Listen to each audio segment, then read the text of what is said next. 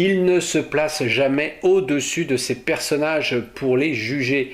Il les regarde droit dans les yeux et c'est ce qui donne à ses films, même les plus légers, une profondeur et une humanité extraordinaires. Created by the wizardry of a master picture maker, Howard Hawks, in the shining tradition of filmdom's mightiest achievements, uniting in breathless romance the dashing hero of Gunga Din, Cary Grant, and the lovely heroine of You Can't Take It With You, Jean Arthur.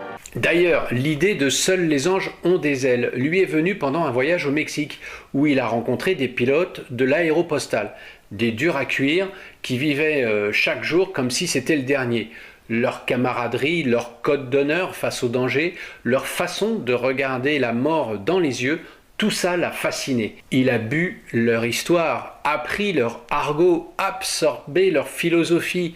Et quand il lance la production, son objectif est clair, retranscrire cette réalité brute sans un chichi. Il racontera à qui veut l'entendre que le personnage du pilote qui lâche le mécano en sautant en parachute est basé sur un type qu'il a vraiment connu. L'accident avec l'oiseau qui défonce le pare-brise en plein vol, autre anecdote vécue selon lui, bien sûr. Pour le spectateur de 1939, ça marche à la perfection. L'ambiance est si pesante, les dialogues sont si justes qu'on a l'impression d'être assis avec eux dans ce bar enfumé à guetter le retour d'un avion qui ne reviendra peut-être pas. Hawks a réussi son pari. Il a créé une illusion de vérité si parfaite que personne n'a vu la supercherie qui se cachait derrière. Une supercherie de génie, naturellement.